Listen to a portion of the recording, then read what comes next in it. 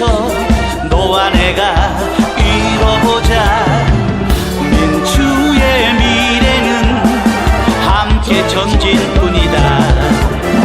괴롭다고 술잔만 기울이지만 어차피 사는 세상 너와 나 함께라면 두려울 게 없잖아. 세상살이가 힘들다 투정 따윈 이젠 그만해.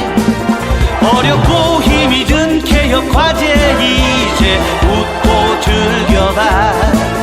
내일은 우리가 기다리던 태양 희망 가득해. 가슴 쫙 펴고 달려가 보자.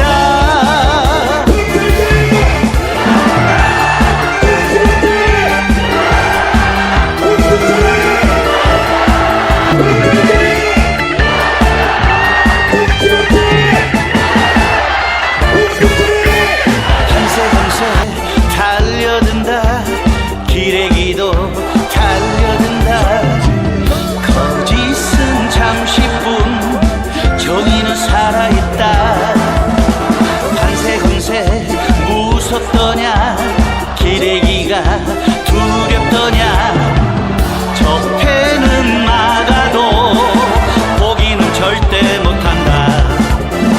괴롭다고 술잔만 기울이지만 어차피 사는 세상 너와 나 함께라면 두려울 게 없잖아. 세상살이가 힘들다 투정 따윈 이젠 그만해. 어렵고 힘이 든 개혁 과제 이제 웃고 즐겨봐. 내일은 우리가 기다리던 태양 희망 가득해. 가슴 쫙 펴고 달려가 보자. 세상살이가 힘들다 투정 따윈 이젠 그만해. 어렵고 힘이 든 개혁 과제 이제 웃고 즐겨봐. 내일은 우리가 기다리던 태양 희망 가득해. 가슴 쫙 펴고 달려가 보자.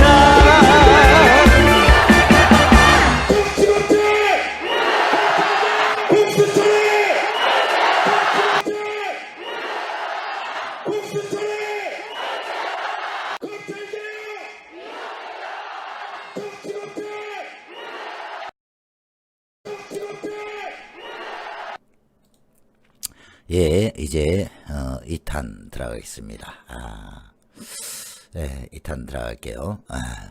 자, 이제 아까쯤에 계속 이렇게 대한민국 군사적으로 독립이 아직 독립되지 않았다. 작전 통제권을 해주는 언제 한미 상호 방위 조약이 있기까지라는 말씀을 드렸죠. 자, 이제 그렇다면 과연 잠깐만요.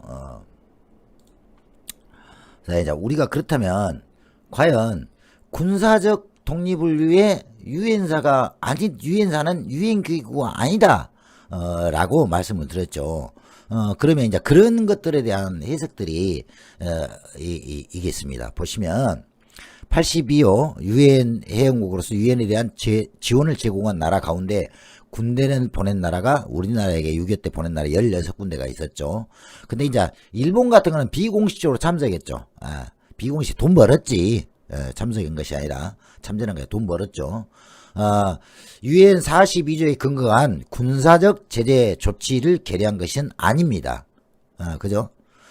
그러니까 처음부터 유엔 안보리는 헌장 제42조에 근거해서 군사적인 제재 조치를 한 건 아니다는 거죠.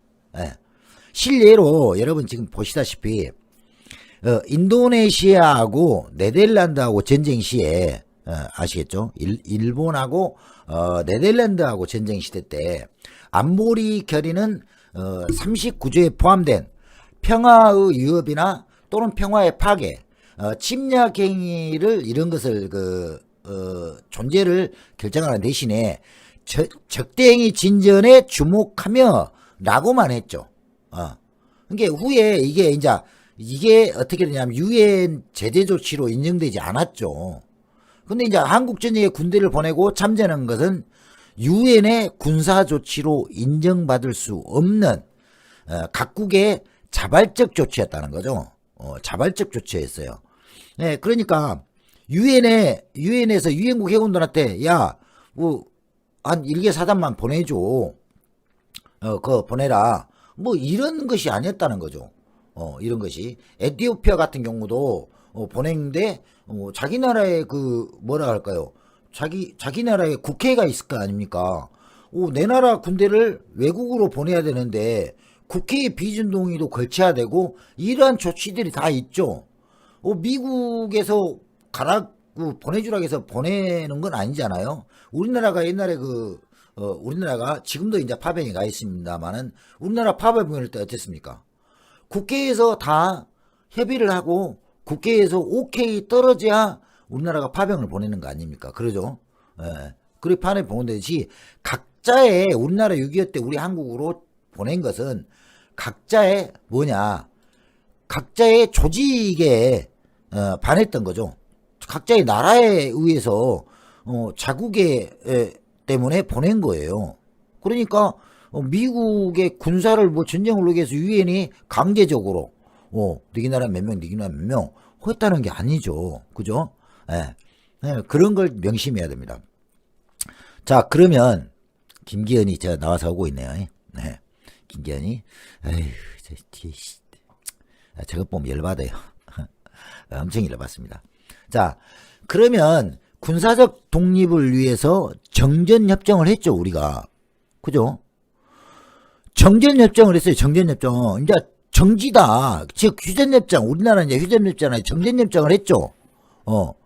근데 어떻게 됩니까? 한국전쟁 발발했다는 작전 지휘권은 미국 양도의 현 적대 상태가 계속 동안, 아까 제가 말씀드렸죠.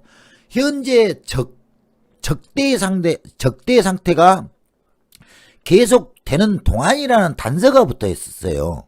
그죠? 그러면 가만히 생각해 보세요. 정전협정이 체결되면 당연히 전쟁을 정지한다는 거잖아요. 그러면 전쟁을 정지한다나 끝낸다는 게 아니라 정지한다는 거. 그럼 정지되니까 적대 상태가 아니라는 거죠. 그러면 작전 지휘권은 당연히 한국에 돌아와야 맞습니다. 작전 지역은. 작전 지휘권은. 맞죠? 청전예비니까. 제가 이제 자나깨나무님 말씀처럼 정전협정 시 왜 이승만은 참가 안 했을까요? 라는 문제의 답도 제가 이제 좀 있으면 나옵니다. 예. 좀 있으면 나와요. 그래서 김일성이도 정전협정 대상에 사인을 했고, 그리고 미국 측, 중국 측 해서 사인을 했죠. 예. 사인을 했습니다. 정전협정에 합의를 했어요. 근데 이승만은 안 했죠. 안 했습니다. 그 이유가 있어요. 근데 그 이유 이전에 왜 정전이 됐는데도 불구하고 위험 요소가 쉽게 말하면 없어졌잖아요. 전쟁의 날 정전한다고 3개국이 또 우리나라 이승만까지 갔으면 4개국이 쉽게 말하면 전쟁의 당사국들이 사인했으면 정전이라는 게 쉽게 전쟁이 재발하지는 않죠. 그러면 적대의 그런 아까 말씀드렸듯이 보세요. 아까 말씀드렸듯이 현 적대 상태가 계속되는 동안이라고 돼 있어요. 그러니까 현재 계속 싸움을 하고 있는 적대 상태가 지속이 되면 모를까 정전이 되면 지속되지 않기 때문에 지휘권은 군사의 우리 한국군의 지휘권은 어디로 와야 됩니까? 당연히 우리 한국으로 넘어와야겠죠. 넘어와야 정상이라는 겁니다. 근데 넘겨주지 않아요. 넘겨주지 않습니다. 자, 그리고 넘겨주지 않으니까 미국이 넘겨줘야 되는데 넘겨주지 않으니까 어떻게 돼요? 우리는 탈락할 거 아닙니까? 우리는 탈락하죠. 이승만이가 탈락을 했어요. 작전기권 주라. 이승만이가 그랬습니다. 이승만이가 못된 짓거리고 나쁜 짓거리 했건 인정을 해요. 근데 또 하나 직구는 뭐랄까 직구가잖아요. 정확히 역사를 봐야 되니까. 자, 이승만이가 넘겨주라 그랬어요. 그래서 사인을 안 한 겁니다. 이승만이 사인 안 하는 이유는 있어요. 불법이죠. 그런데 자 보세요. 작전통제권에 보시다시피 보세요. 작전통제권을 어떻게 했냐? 유엔군 사령관으로 다시 넘긴 거예요. 유엔군 사령관으로 제2항을 한 겁니다. 제2항을 미군이 갖고 있다가. 근데 유엔군 사령관이 누구예요? 미국이잖아요. 미국한테 넘겨주는 거예요. 미국한테 또 유엔사라는 게 유엔의 기구가 아니라는 겁니다. 그래서 명칭만 미국이 갖고 있다가 다시 유엔하나 또 제2항해요. 네. 1954년 11월 17일 한미 합의 의사록 체결로 유엔군 사령관에게 작전 통제권을 다시 넘겨줍니다. 이게 합의 의사록의 2조에 나와요. 이후 다음날 즉시 한미 상호 방어 조약이 발효가 됩니다. 이 또 내용이 과정이 있습니다. 이 내용이. 네, 맞습니다. 전학계는 그 말이 맞습니다. 근데 또한 그런 데는 이유가 있어요. 절대 못 들어가죠. 그때 당시 우리나라 국군으로 북한에 쳐들어갈 건 안 돼요. 왜 그러냐면 군사력이 우리나라가 북하고는 아까 말씀드렸지 않습니까? 잽이 안 돼요. 미국의 지원을 받지 않으면 절대 우리 한국군 단독적으로 1953년 당시에 54년 당시에 그때 북으로 갈 수 없습니다. 예, 갈 수 없는 상황이에요. 미국의 지원이 없으면. 그런 상황이었어요. 자, 그래서 이제 원문 파일이 있는데 이건 여러분들이 혹시 이제 찾아보시면 제가 굳이 안 써놔도 스파크 946 ORG라는 곳에 가시면 이게 있습니다.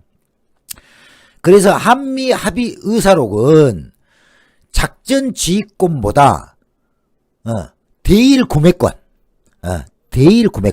그리고 통일, 사유제도 이런 걸 사회체제 전반에 대해서 미국 그냥 지기들 입맛대로 규정하고 있어요. 이게 한미 합의 의사록이 이렇게 돼 있습니다. 그래서 이런 우리가 말하는 상호 방위적보다 훨씬 넓게 한국의 모든 전반적인 체제를 보세요. 읽어보세요. 체제를 이렇게 규정하고 있어요.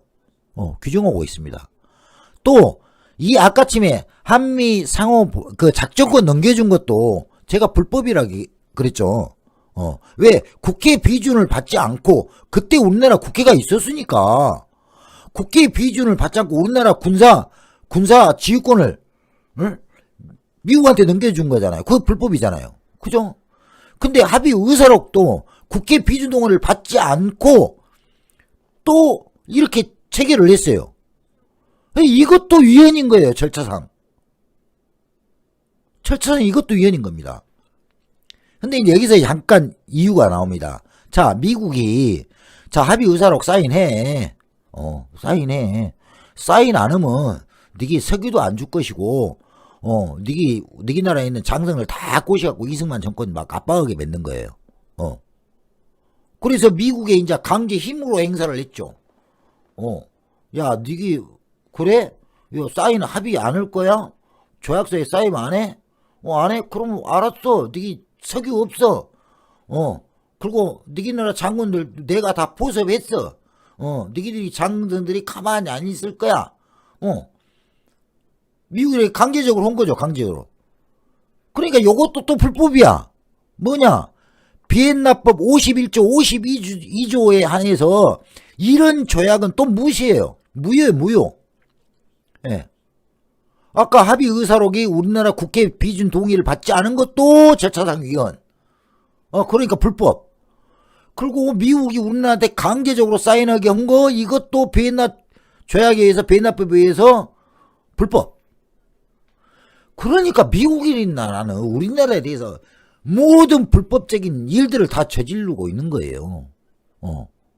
불법적인 일들을 저지르고 있는 겁니다. 근데 그걸 우리나라는 지금 어찌어찌 하지 못하고 있어요. 어찌어찌 하지 못하고 있는 겁니다.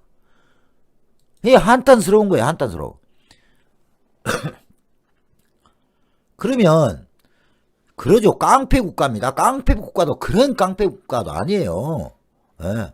그 나라는 그렇지 않습니까, 여러분? 봐봐요. 경찰 이번에 사건 미국에서 맨날 나오지 않습니까?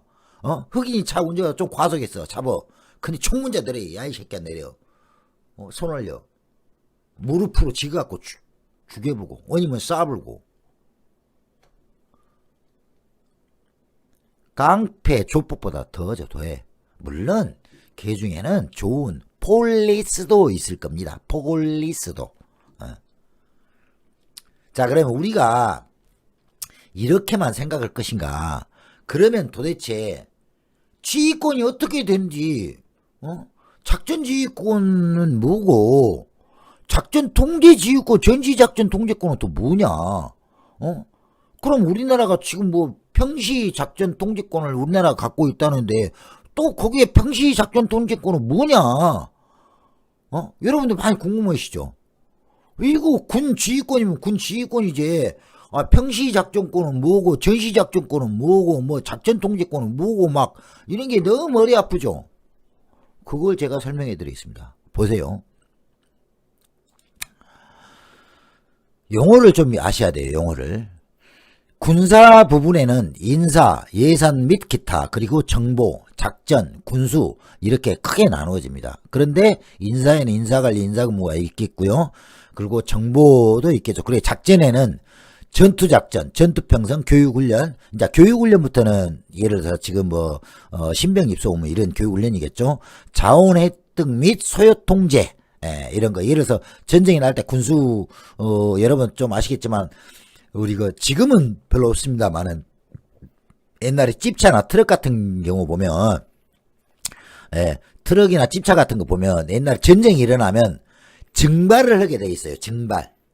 증발한다 그죠? 여러분 트럭 같은 경우 전쟁이 일어나면 군수 물자를 옮기거나 해서 군대에 트럭이 부족하다 그러면 밖에 있는 민간인의 차량을 증발을 할 수 있습니다. 그게 이제 자원 획득 및 소요 통제. 또 내분이 막 일어나고 전쟁이나 우왕좌왕 할 거 아닙니까? 그런 걸 통제하는 것이 있습니다. 작전 중에는. 그런데 자, 지금도 호란도 지금도 그렇습니까? 자, 지금도 그렇다는 게, 자, 평시 작전 통제권은 우리가 평상시, 그러니까 여기 보시면 인사 및 예산 및 기타, 그리고 군수 부분, 이게 이제 평시 작전 통제권입니다. 그러니까 지금 같은 평시에는 우리가 이 작전 통제권을 갖고 있는 거예요. 근데 무슨 작전 통제권만? 인사나 예산, 군수에 관한 작전 통제권만 갖고 있습니다. 근데 전시 작전 통제권은 자, 여기서 보시면 가장 중요한 거, 정보를, 적의 정보를 파악한다든가, 적의 뭘 한다든가, 이런 정보도 있죠. 군사 정보를 막 전투기 전에 이렇게 막 들어오잖아요. 그런 정보 취하를, 가 들어있고요. 그 다음에 전투작전, 삼개 소대는 어디로 가고, 또 일개 사단, 제2사단은 어디로 가고, 이런 거. 그리고 전투 편성, 이제 2군단은 강원도 동북지역, 아니면 3군단은 서해, 남부, 이런 거 전투 편성이 있잖아요. 그런 것이 전시 작전 통제권입니다. 잘할게 나오니 가야 돼요. 106mm 무한정 설정 들고. 김PH 104님 반갑습니다. 이런 게 이제 전시 작전 통제권이에요. 그래서 진짜 핵심 중에 핵심인 거죠. 핵심 중에 핵심이에요. 이걸 미국이 갖고 있다는 겁니다. 그래서 우리가 전시작전 통제권을 회수하자라는 말이, 이걸 회수하지 못하면 뭡니까? 아무 의미가 없는 거예요. 예를 들어서 전쟁이 발생했으면 어떻게 돼요? 우리나라 대통령이 군통수 걷다가 야 전쟁 막어, 2군단 앞으로 전진해, 3군단 개성까지 가, 2군단은 어디 신의주로 가지 말고 원산까지 이렇게 밀고 들어가, 기갑사단 어디 가, 이걸 우리나라 대통령이 해야 되지. 그렇잖아요. 대통령이 해야 돼. 그걸 누구한테? 국방부 장관한테 그렇게 해서 하십시오. 그럼 국방부 장관이 또 그것보다 해야 돼. 영이라 그래요. 군령. 그 군령의 대통령에게서 위임받은 군령을 가지고 또 국방부 장관은 삼군한테 야 해군은 갈 테니까 네 해군은 서해에서는 이쪽으로 동해에서는 이쪽으로 해서 하십시오. 그 작전지휘권을 또 군령을 국방부 장관이 이제 각자 나눠주는 거죠. 해군 사령관, 뭐 육군 사령관, 공군 사령관 이렇게 나눠주는 거죠. 나눠줘요. 그 의형에. 그래서 그 군령들이 해군 사령관은 또 예를 들어서 서해상, 동해상, 남해상에는 누구 또 합참한테 또 이렇게 나눠주겠죠. 이제 그런 게 돼야 돼. 그게 전시작전 통제권입니다. 그런데 그걸 우리나라가 못해요. 미국이 한다는 거예요. 미국. 그러니 환장하지 않습니까? 전쟁이 났는데 정말 전시작전을 지휘해야 될 우리나라 군대는 미국의 명령을 기다린다는 거예요. 우리나라의 대통령 명령을 기다리는 게 아니라. 그러니까 문제라는 거예요. 이게 또 말씀드렸죠. 한미 상호 보고작이 불법으로 체결된 거고, 그죠? 한미 합의 의사록도 불법이고, 우리나라 군사 지휘권을 미국한테 최초의 이승만에게 넘겨줄 때도 불법이었고, 전부 다 불법이란 겁니다. 한미 합의 의사록을 강제적으로 조인한 것도 비엔나법에 의해 불법이고, 불법들을 가지고 얘네들은 지금 우리나라의 군사권을, 지휘 관련권을 지기들이 행사하고 있는 거예요. 네. 그래서 반드시 필요하다는 겁니다. 필요하다는 겁니다. 우리나라의 군사작전권 통제, 특히나 전시작전 통제권 회수는 절대 필요 불가하다. 반드시 받아야 된다. 내야 된다. 근데 그걸 못하고 있는 이유가 있습니다. 문재인 대통령 공약이, 노무현 대통령도 공약이, 그 전에 공약, 특히 옛날 가면 이 말이 전시작전 통제권 공약이 누구한테 입에 나와 제일 처음 나왔느냐? 그러면 우리 민주당에서 나온 것도 아니야. 여러분들 그 말 남들이 말하면 저 새끼들한테 지금 저 떠버리고 있는 놈 저놈의 새끼한테 죽어라 채워줘야 돼. 누가 먼저 전시작전 통제권을 왜소하자고 이야기를 했느냐? 다름 아닌 노태우가 먼저 해서 노태우가 공약사항으로 그걸 하셔야 돼요. 우리가 새삼스럽게 문재인 대통령이 돼서 전시작전 통제권 회수하자라는 말을 했을 것 같아요. 그런데 우리나라 전시작전 노태우 맞습니다. 근데 문재인 대통령이 그랬다 해서 전시작전 어떻게 북한에 넘겨주려고 한다고 씨알 때는 소리 나 있었고 시종자 놈 새끼들 대 욕을 하지 않을 수가 없어요. 그러죠. 그러니까 정확히 알고 나면은 이게 술술 풀린다는 겁니다. 그래서 여러분들이 제가 이걸 강력하게 역사를 좀 보시고 이해하시자라고 하는 거예요. 왜? 우리가 알고 쟤네들하고 상대를 해야 우리가 지지 않습니다. 다시 한번 더 정확히 설명을 드릴게요. 자, 평시작전 통제권은 여러분 보시다시피 이 범주 안에 들었습니다. 인사와 예산 기타, 그리고 교육, 훈련, 자원후 획득 및 소요 통제, 그리고 군수의 이 평시작전 통제권이 들어있습니다. 그러니까 아무 필요가 없는 거예요. 필요는 있겠죠. 그나마 이것이라도 뺏어왔으니까. 근데 막상 전쟁이 났을 때 전시작전 통제는 누가 하느냐? 미국이 한다는 거예요. 미국이. 전쟁이 나면 전투를 다 한다는 겁니다. 예.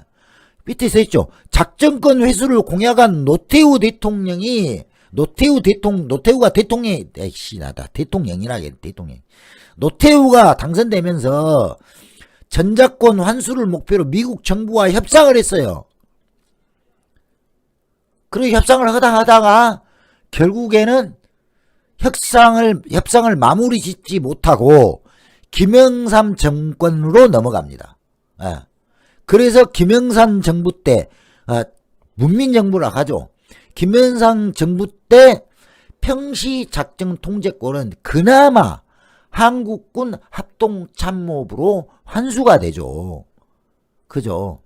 그러니까 노태우가 전두환이하고 같이 12.12 군사반란 일으켜서 된 군부 아닙니까? 군부. 이놈이 작전 통제권 환수한다겠는데 그때도 군 고위 장성들이 개질 안 했겠죠.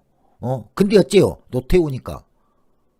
야, 니게 할 거야, 말 거야. 나 이거 해야겠어. 대통령 되려니까. 이랬겠죠. 글죠? 그러니까. 나 이거 공약하고 이거 됐는데 이 새끼야 해야 돼. 니게 따라. 그때는 말을 하면 찍소리 못 하니까.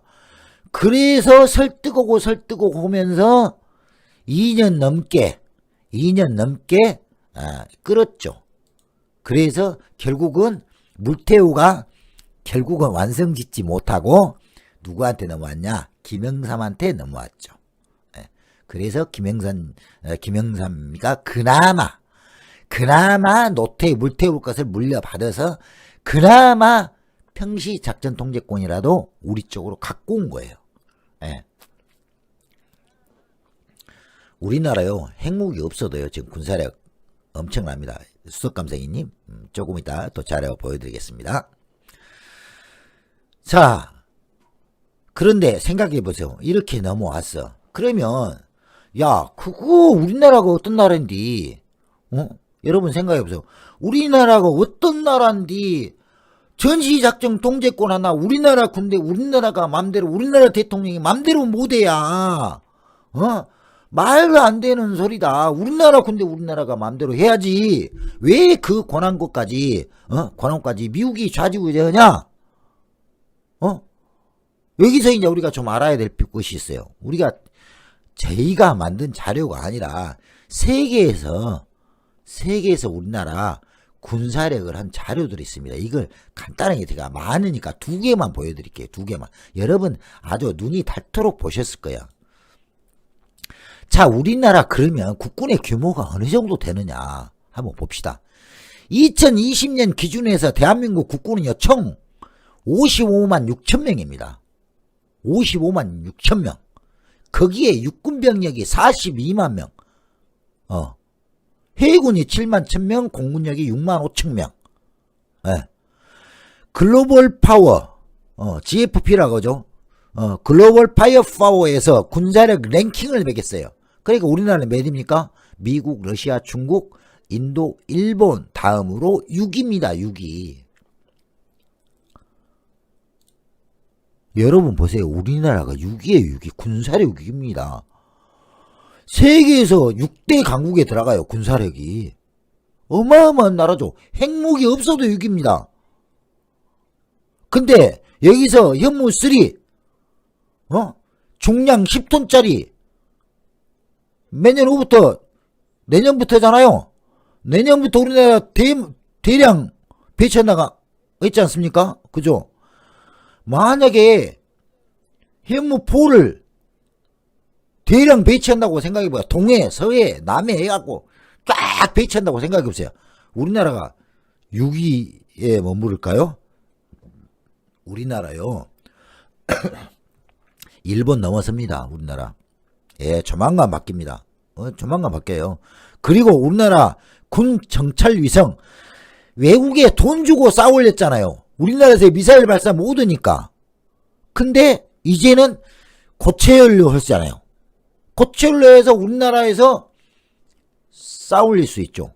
고흥 나라도 기지에서 싸울려도 됩니다. 그러면 군사위성 한두 개가 아니죠. 막 싸울래 군사위성 한 10개 만들어보라 우리나라 오게다가. 그리고 요즘에 또 좋아졌지 않습니까? 저놈들은 옛날 거 갖고 있지만 요즘에는 신식 올릴 거 아니에요. 그러면 뭐요? 어디 평양 인자는 북한도 안 봐. 북한 나무가 중국 하얼빈 개미 새끼가 지나가야 개미가 지렁이 한 마리 물고 가네까지 보일 정도 정밀 카메라를 단 군사위성을 띄울 겁니다. 우리나라가. 정보자산이요. 엄청나게 발전되겠죠. 엄청나게 발전되기도. 근데요, 자나깨나무니 경항모요. 그것도 아닙니다. 제가 조금 이따 한 번 더 설명드릴게요. 우리 국뽕에 채우려면 얼마든지 많습니다. 국뽕에 채우려면. 경항모요.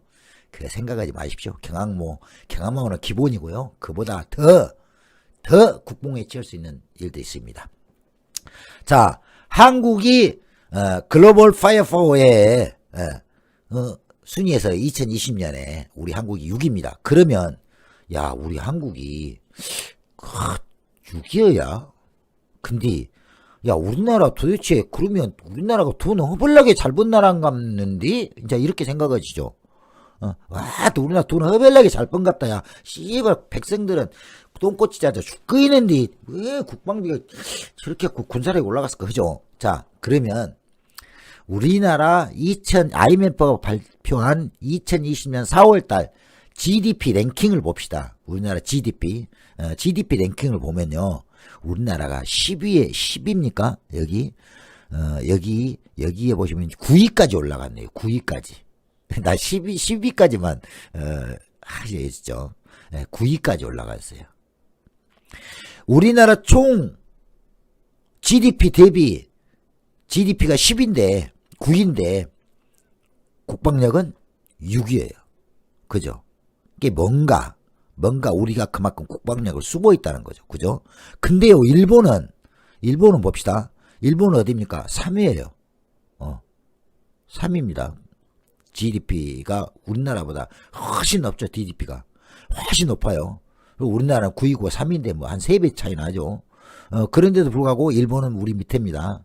근데 일본은 총 한 자리도 엄청 비싸게 갖고 와요. 우리나라가 쓰는 제가 알기로 우리나라 쓰는 소총 K2 소총 있잖아요. 우리나라 자체 개발해서 생산되고 있죠. 그게 K2 소총 한 자리가 제가 알기로는 70만 원대랍니다. 70만 원대. 우리나라 국방부로 납품하는 단가가 70만 원대고요. 근데 일본 자위대는 우리나라 K2보다 훨씬 안 좋은 소총을 쓰고 있는데요. 그게 우리나라 돈으로 300만 원, 400만 원 한 자루에 간답니다. 300만 원, 400만 원. 그러니까 어이가 없죠. 우리나라도 방산비리가 있었죠. 많이 있었죠. 근데 옛날에 한참 떠들던 저 새끼들 할 때는 맨날 방산비리, 총 쏴보면 구멍 뚫린 방탄복, 구멍 뚫린 조끼, 그리고 물에 빠지면 물에 젖어갖고 안 뜨는 구명조끼, 그런 거 방산비리 그거 해갖고 다 처먹고 있는데 우리 문재인 정부 들어와서 방산비리 뉴스 한 번이나 나옵니까? 그 언론 기레기 새끼들 눈 아주 하이날 꼬투리 잡으려고 눈에 아주 한 1000배짜리 쌍안경 치고 이렇게 쳐다보는데도 방산비리 하나도 안 나오잖아요. 우리나라는 그만큼 국방비를 많이 쓰기는 하지만 문재인 대통령이 얼마나 꼼꼼하게 세밀하게 쓴다는 거죠. 적정 장소에서. 그죠? 그러니까 우리는 GDP 대비 국방비 많이 있으면 일본보다 훨씬 빨리 간다는 거예요. 총 한 자리에 300만 원 산 놈하고 그보다 좀 좋은 총을 가진다 70만 원대에 사는 나라하고 비교가 되겠습니까? 비교가 안 되죠. 거의 4배 차이로 총을 산대요. 그죠? 그래서 우리나라가 이렇게 군사적으로나 GDP적으로 지금 올라있다. 이런데도 불구하고 우리나라의 군사 지휘권은 특히 전시 가장 중요한 전시 작전 통제권은 아직까지 미국에 갖고 있다. 그렇답니다. K9 자주포가 그 유명한 일이 있습니다. K9 자주포는 유럽에서뿐만 아니라 거의 동남아시아에도 돈이 없어서 못 사지. 그 나라 돈만 있으면요 다 우리나라 K9으로 이렇게 깝니다. 깔아. 이제 여담입니다만은 이제 국방력 이야기하면 참 남자들은 좋아해요. 여자분들은 좀 깎아보시겠지만 인도하고 중국하고 자주포 파키스탄인가요? 파키스탄하고 인도하고 전쟁이 일어날 뻔한 적이 있었어요. 그래서 인도는 그 당시에 우리나라 K9 자주포를 6문 6대를 그냥 6대라고 합시다. 6대를 갖고 갔고 파키스탄은 중공에서 최신이라고 가져온 자주포를 30몇 대인가 36대인가 뭐 아무튼 그렇게 갖고 왔대요. 갖고 왔는데 국경 분쟁이 있나니까 이제 자주포 대결을 한 거야.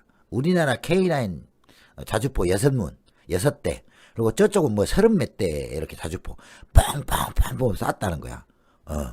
쐈다는 거야. 근데 어떻게 결과는 어땠을까요? 우리나라 자주포는 하나도 안 다쳤다네. 그리고 그 중국 저기 있는 놈, 그 최신식 자주포라는 놈들은 싸그리 어장이 나왔대요. 싸그리 어장이 나왔답니다. 그래서 인도가 야 이거 우리 허벌나게 사야겠다. 아이 우리나라에서 만들든지 어쩌든지 자관 한국한테 빌어서라도 우린 사야겠다 해갖고 인도에 허벌레 갖고 와보죠. 허벌레 갖고 와보세요. 그리고 엄청 지금 유럽이 어디가 다 가성비 좋죠. 가성비 갑이죠. 값도 싸고 그 원래 자주포면 독일제가 제일 좋습니다. 근데 독일제가 가격이 우리나라보다 한 3배 정도 비싸다 그래요. 근데 거기는 이제 이 분당 쏘는 탄수도 우리보다 몇 발이 더 많습니다. 그리고 그 포의 그 냉각 시스템이 잘 돼가지고 계속 쏠 수 있는 거가 있죠. 그래서 그렇습니다. 전차도 인기고요. 연평도 때. 근데 이제 그 연평도 때 이야기는 좀 제가 좀 아는 것이 있어서 조금 더 말씀드릴게요.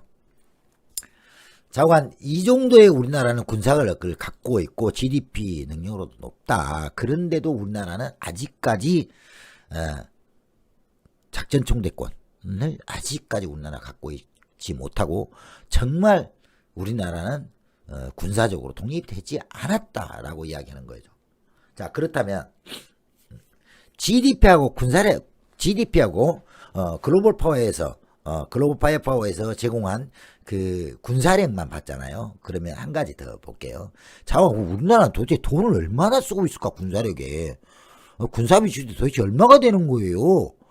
라고 물어보신 분이 있죠. 그러면 제가 보여드릴게요. 정확하게. 자, 2020년도입니다. 2020년도. 2020년도에 글로벌 파이어파워가 대한민국 국방부, 전세계 국방비를 비교해갖고 나온 것이 있습니다.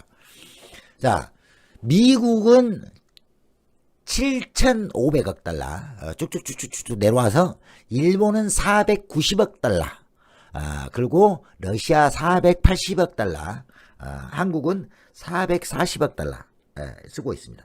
근데 이 돈으로만 계산할 수 없는 게, 왜냐면, 제가 아까 그랬잖아요. 일본 놈들은 총 한 자리 사는데도 우리나라보다 3배 이상을 주고 사. 거기는 그 다 지기들이 빼먹고 어떤 놈들 다 허재. 그래. 근데 우리나라는 총 한 자리, 제가 알기로 한 70만원 정도를 알고 있어요. 아까 말씀드렸잖아요.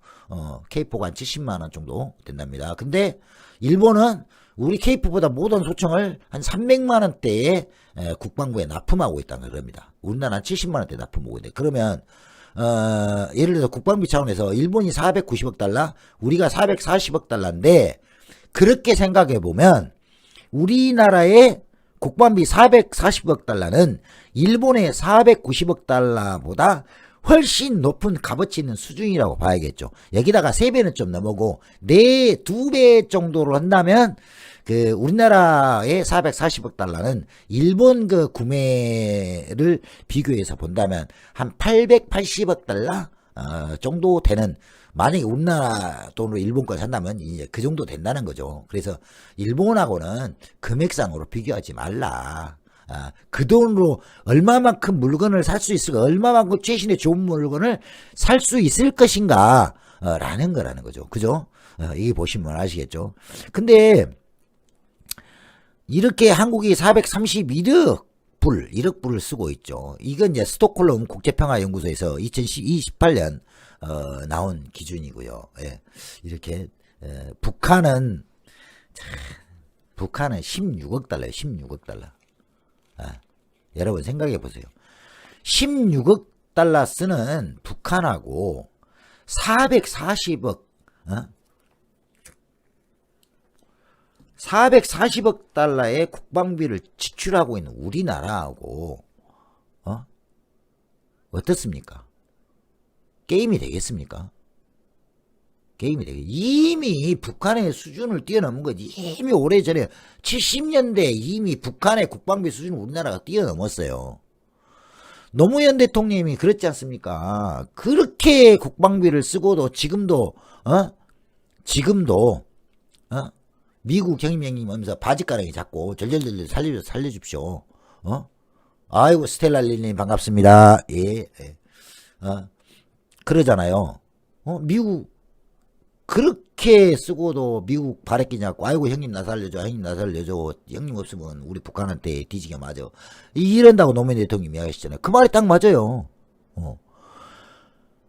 우리나라하고 차이가요. 우리나라 한국 수준의 3.6%밖에 안 쓰고 있습니다. 북한은 게임이 안 되는 거 게임이 우리나라하고 그죠? 그런데도 불구하고 우리나라는 아직도 수백 번 이야기도 지나치지 않게 미국한테 아직도 군사력을 빼앗기고 지금도 있습니다. 예. 자, 이제 조금씩 제가 설명을 해줄게요. 자, 아까쯤에 우리 잔학계나무님이 이승만이 그러면 왜 정전선언 할 때 사인을 안 해줬을까 그 말씀 하셨죠. 네, 거기에 대해서 제가 좀 썰을 또 풀어드리겠습니다. 자, 모니터를 일단 보시고요. 모니터 사진만 봐도 대충 이해가 가시죠. 이승만이 한미 상호 방위 조약 체결까지 사실은 어마어마한 일들이 있었습니다. 예, 그래서 정전협정에 이승만 사인이 안 들어간 이유기도 합니다.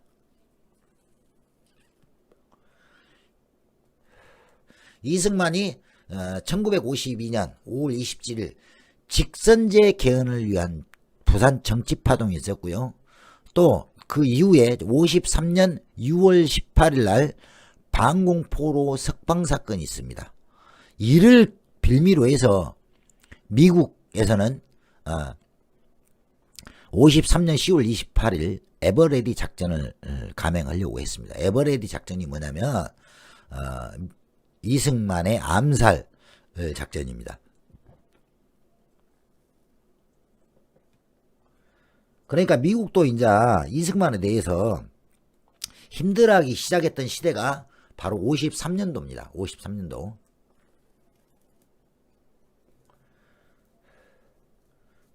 자, 왜 힘들어했을까요? 왜 힘들어했을까요? 자, 처음에 정치적으로 깽판 났죠. 처음에 이승만이는 정전협정을 사인하는 이유가 이승만이는 독자적으로 니들이 미군이 협정 안 하면 우리는 독자적으로 북진을 하겠다라고 콘서트를 빵 쳤었죠. 북진을 하겠다. 근데 다들 지금의 수구 꼴통들은 야 이승만이 애국자였어. 야 북진 통일을 외친 사람이었어. 이렇게 알고 있어요.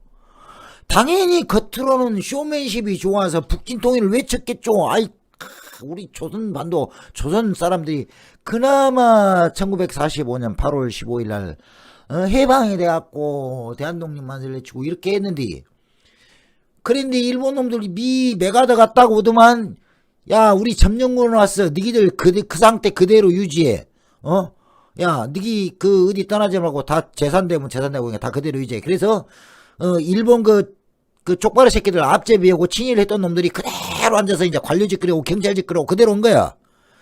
그래서 이승만이도 이제 그대로 간 거지. 어쩔 수 없이 미 군정은 미국 보고령이 돼가지고 그대로 가. 그래 버렸으니까 또 그네들 재산마저도 인정해. 이렇게 재산도 건들지 마. 딱 이렇게 해봤으니까 이 살게 돼본 거예요. 이제 그 친일했던 그 토착 애국놈 새끼들이 아주 만세를 들고 이제 외치는 거지. 그래서 그놈들이 일본한테 일본 창패 이랬던 놈 새끼들이 이제 싹 돌아서갖고 웜에 우리 미국 웜에 이렇게 된 거예요. 이렇게 된 거예요. 그런 된 상황에서 이승만이가 정권을 잡았는데 뭘 할 수 있겠어요. 이승만이도 독립운동을 했던 사람이에요. 인정해 줄 건 인정해 줍시다. 독립운동 했던 사람이요. 근데 이승만이도 그랬어. 그런데 옛날에 제가 설명드렸죠. 이완용이 이 새끼도 처음에 친미였어. 친미. 그러다가 살살 돌더만 친러도 바뀌었어. 예. 친러시아파였어. 근데 또 싹 그놈은 3번 틀지. 이렇게 딱 3번. 틀어갖고 친일로 바뀌죠. 이완영이. 네. 그래서 그놈이죠. 그래서 맞습니다. 이승만 그래서 배신자예요. 독립운동한 사람이에요. 나름대로 미국에서 독립운동을 하고자 열심히 했던 분이에요. 알아요. 이럴 때는 분이라는 소리를 붙여줘도 돼. 붙여도 돼요. 근데 이놈이 정권력에 눈이 멀어서 점점 변하기 시작하죠. 점점. 그래서 우리가 한 번 배신하고 두 번, 세 번 배신한다고 하지 않습니까? 그죠? 그런 것하고 똑같아요. 그렇게 됩니다. 자, 이제 그러면 그 이유를, 자, 아까쯤에 제가 세 가지 이유를 들었죠. 부산 정치파동, 그 다음에 방공포로 석방, 그리고 또 하나는 미국의 에버레디 작전. 윤석열하고 똑같습니다. 진짜 윤석열하고 똑같아요. 윤석열하고 똑같아요. 똑같은. 자, 그러면 상위 방호 조약 이승만이가 한미 상호 방위 조약 체결까지 무슨 일을 왜 했길래 미국에서 저렇게 암살 작전까지 세웠느냐 라는 걸 아셔야 되겠죠. 처음에 직선제 개헌을 통하려고 진짜 이승만이가 일대 초대 대통령을 했죠. 근데 이제 그러다 보니 이제 내각제잖아요. 내각제에서 인정 안 하면 안 돼.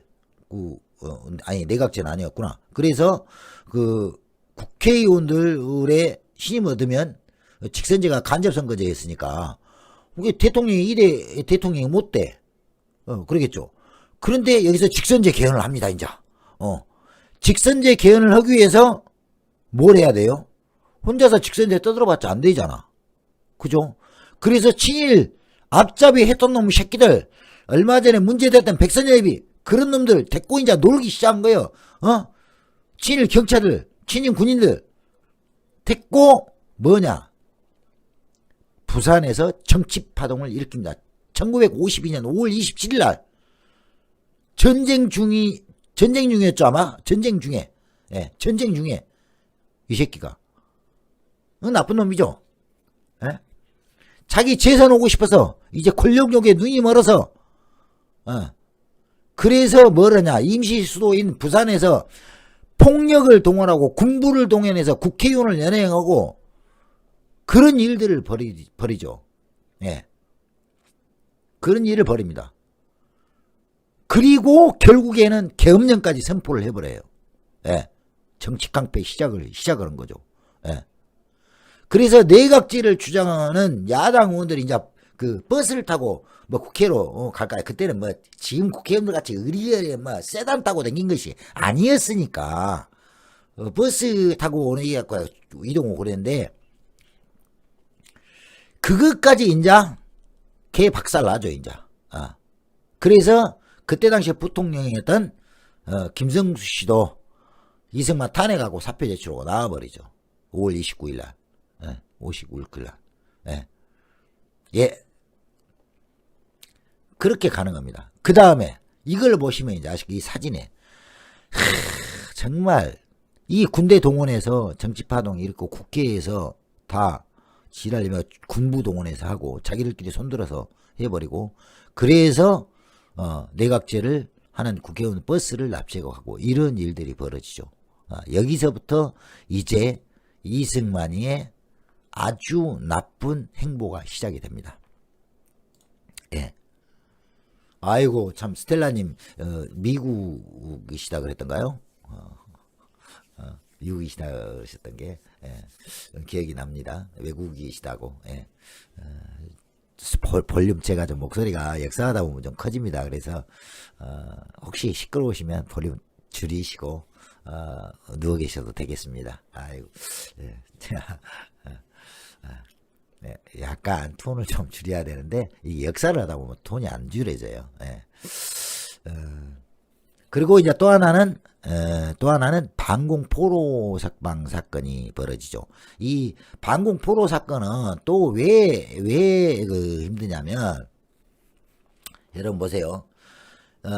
유엔 그 전쟁 회담 중에 회담 이제 진행하고 있는데 한국 측 우리나라가 미군이나 그 유엔 동의 없이 미군이나 유엔의 동의 없이 그 거제도 포로 수용소에 있던 방공포로를 다 석방해 버립니다. 다 석방해 버려요. 그러죠. 그러니까 미국에서는 빡친 거예요. 빡친 거예요. 그리고 그때 당시 이제 미국의 대통령도 그 장군 출신이었죠. 2차 대전 장군 출신 대통령이었는데 이 사람이 이제 빡친 거예요. 근데 이제 그 대통령도, 사실은, 예, 처음에는 이제 포로 교환한다고 했어요. 이게, 북쪽에 잡혀있는 미군 포로나 우리 한국군 포로하고, 남쪽에 잡혀있는 북한군 포로하고 이렇게 교환하기로 했었는데, 야, 우리나라 사람들인데 왜 너희들 맘대로 교환해? 나 교환 못 하겠어. 그래서 그리고 반공 포로들은 나는 안 돼. 나는 이제 풀어줄 거야. 이제 그렇게 돼버린 거죠, 이게 이 사건이. 그래서 이제 미국은 완전히 이제 빡친 거예요. 빡친 거죠. 엄청 빡친 거죠. 그래서 이제 이러한 반공 포로들을 다 석방해 보십시오. 반공 포로들이 이제 이게 이때부터 좀 이상했던 것 같아. 반공포로들이 다 석방이 됩니다. 반공포로들이. 그래서 이제 미국에서 좀 빡친 거죠. 빡친 거죠. 빡쳐요. 그래서 미국 대통령이 그때 아이젠하워인가요? 아이젠하워 대통령이었을 거예요. 아이젠하워가 사실 어마어마한 반공주의자였거든요. 예. 반공주의인데 이 새끼가 이제 아이젠하워 대통령이 대통령 출마할 때 명예로운 종전을 시키겠다. 명예로운 종전을 시키겠다고 선거 공약에 냈어요. 선거 공약에. 제 기억이 정확한가는 모르겠습니다만 선거 공약에 냈죠. 그래서 이제 당선이 딱 됐어. 당선이 되고 어떻게 돼? 정점전까지 다 갔어. 갔던 게 이제 명예로운 종전이 됐잖아요. 근데 이승만이 이 새끼는 맨날 북진 통일만 했지만 나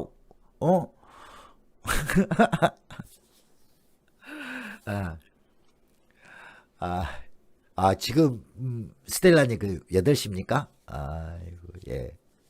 8시입니다. 지금 이제 2부를 하고 있습니다. 제가 얘기를 나중에 1시간씩 토막나서 또 올릴 거기 때문에 좀 예, 그렇습니다.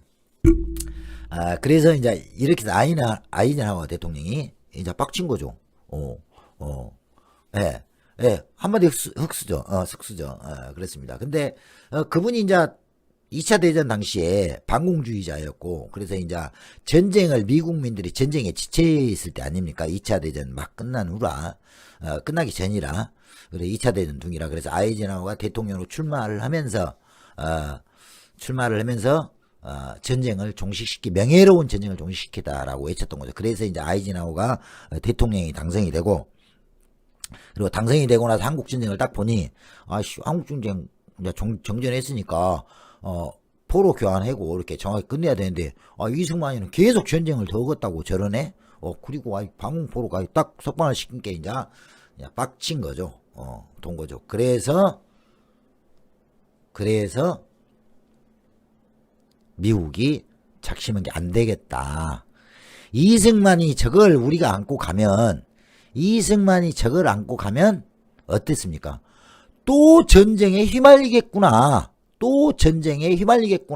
라고 생각을 한 거죠. 그래서 아이젠하워 대통령이 1955년 10월 유세에서 전쟁 중이었죠. 한국 전쟁 중에 대통령이 당선되면 한국 전쟁은 명예로운 조기 정식을 실현할 것이며 한국을 방문하겠다라고까지 이야기를 하죠. 그래서 이제 그런 말을 안 들으니까 나중에는 뭐라 그래요? 54년 에버랜드 작전을 시작하면서 미국은 이승만이라는 또 다른 적을 만난 것 같다. 라고 했죠. 근데 사실 이승만의 그 말에 다 열광을 하죠. 우리 한국민들이. 왜 그러냐면 틀리죠. 많이 틀립니다. 우리 열광을 합니다. 이제 우리나라 국민들은 겨우겨우 해방이 됐는데 분단되는 그 상황을 겪을 수는 없으니까. 그죠? 해방되자마자 우리가 분단을 겪어봤어요. 전쟁이 나기 전에 사실은. 아시죠? 1945년 8월 15일 날 해방이 되고 나서 38선을 메가더가 들어와서 38선을 그어버립니다. 그게 이제 메가더가 그은 건 아닌데, 뭐라 하냐면, 일본 2차 대전으로, 38선 이북에는 소련이, 정부를, 하고, 38선 이남에는 미국이 이렇게 들어오죠. 그래서 사실은 그때부터 이제 38선이라는 개념이 생긴 거죠. 메가다 포고령 제가 설명한 것인 거 보면 방송했던 거 보시면 좀 아실 겁니다. 그래서 사라지다 분단에 이런 게 분단이요? 내 나라인데 가도 못해? 어떤 데는 이제 집도 절반으로 잘리고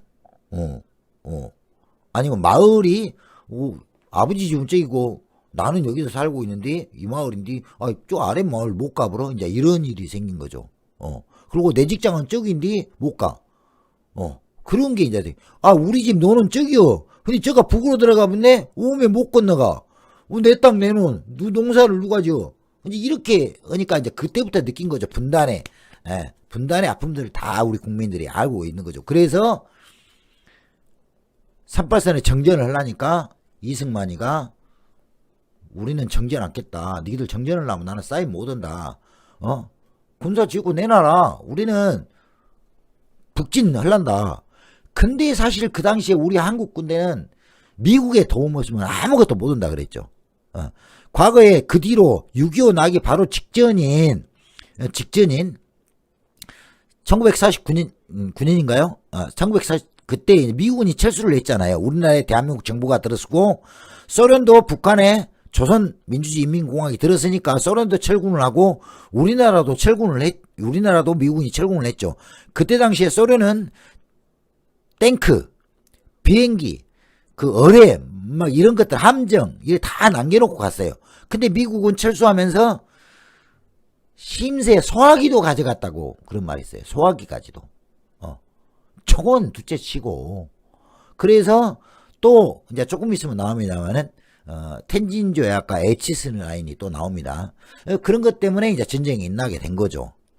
그 뒤로 계속 한국 전쟁이 일어나고 나서도 자기들이 작전 지휘권을 갖고 저렇게 설치되는 겁니다.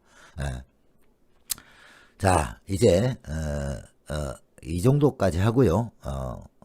잠시 또 1시간이 지났으니까 잠시 휴식을 하고 다음에 노래 한 곡 듣고 3부로 이어가도록 하겠습니다. 오늘은 3부까지만 하겠습니다. 예, 3부로 이어가도록 하겠습니다.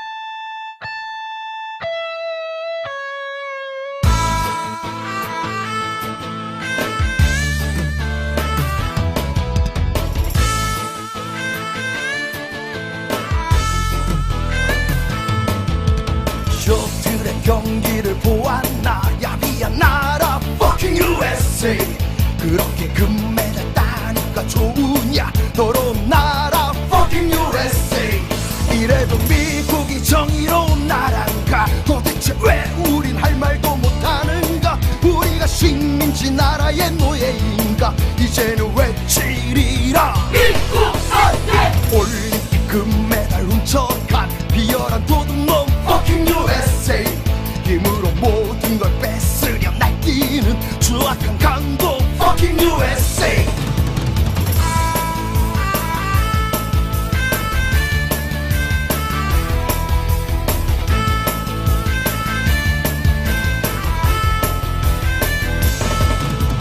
부시의 망발을 들었나 뻔뻔한 나라 fucking USA 북한은 전쟁 옆방 남한은 내정 간섭 깡패의 나라 fucking USA 아직도 미국이 아름다운 나라인가 아직도 북한이 죽여야 할 적인가 얼마나 더 당해야 정신을 차릴 건가 이제는 외치리라 미국 놈들 통일되면 두고 보자 당당한 나라 통일 한국 민족의 힘으로 통일을 하리라 당당한 나라 통일 한국 우리의 피눈물을 똑똑히 기억하라 분단의 원흉 fucking USA 노군니 학살을 똑똑히 기억하라 살인자 나라 fucking USA